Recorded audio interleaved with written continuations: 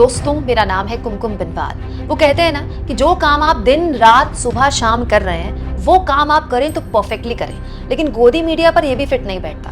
दोस्तों, दुनिया के किसी भी हिस्से में युद्ध हो, दुनिया के किसी भी हिस्से में कॉन्फ्लिक्ट हो, तो हमारे देश के न्यूज चैनल सबसे पहले वहां पर पहुंच जाते हैं और वहां पर पहुंच के वो सब कुछ किया जाता है जो पूरी दुनिया के पत्रकार देखे तो शर्मा जाएं या मजाक उड़ाएं भारत का। ये देखिए, रिपब्लिक भारत के रिपोर्टर जमीन पर लेटकर रिपोर्टिंग कर रहे हैं। कहाँ? इजराइल में। इजराइल और हमास के बीच जो युद्ध चल रहा है उसको लेकर आज तक की एक रिपोर्टर तो मानेसर में पैराग्लाइडिंग करने लगी।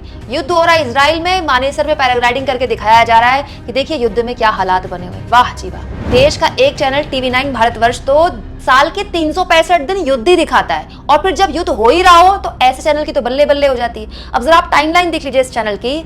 पिछले कई दिनों से इस चैनल में युद्ध की खबरों के अलावा कुछ चला ही नहीं है, और ये अकेला चैनल नहीं है। अर्नब गोस्वामी की रिपब्लिक भारत की टाइमलाइन भी आपके लिए लाई हूं, वहां भी देख लीजिए।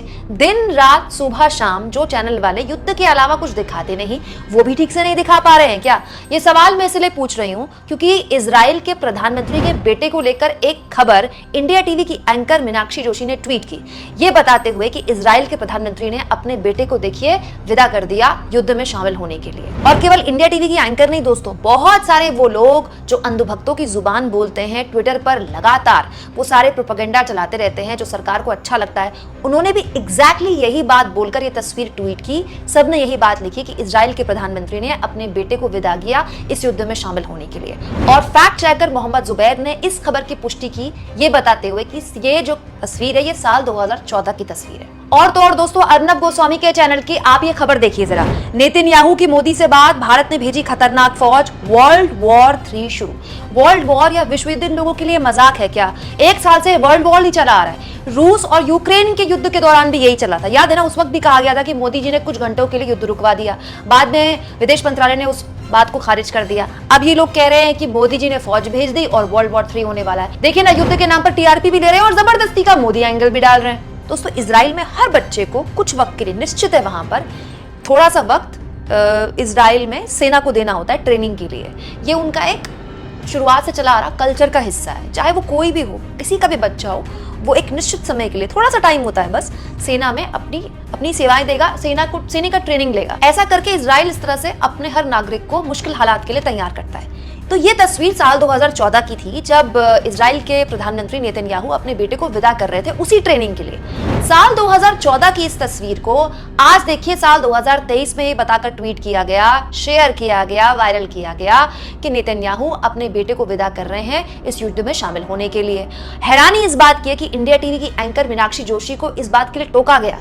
उनके कमेंट बॉक्स में बार बार लोगों ने बताया कि आप ये जो खबर ट्वीट कर रही हैं ये जानकारी गलत है, ये फोटो पुरानी है।